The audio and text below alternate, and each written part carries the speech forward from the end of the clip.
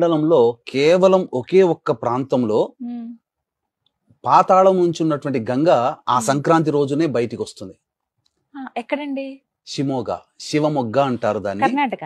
కర్ణాటకలో షిమోగాలో ఉంది. ఆ షిమోగాలోనే పశ్చిమ కనుమల తీరంలో ఉంటుంది.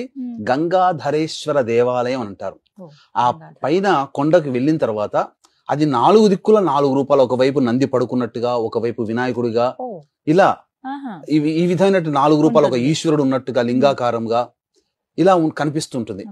అయితే ఈ సంక్రాంతి పండుగ రోజున మాత్రమే కొండ మీద ఒక ఏకరాతి శిల ఉంటుంది.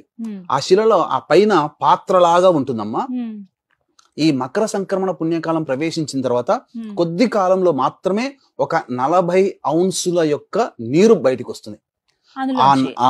ఆ 40 ఔన్సుల నీరుని తీసుకొని ఒక బంగారు పాత్రలో తీసుకొని కొంత భాగం అనగా సగమేమో మైసూరు మహారాజు వారికి ఇంటికి పంపిస్తారు. సగమేమో మిగతా నీటిలో కలిపి అక్కడికి వచ్చినటువంటి లక్షలాది భక్తులకి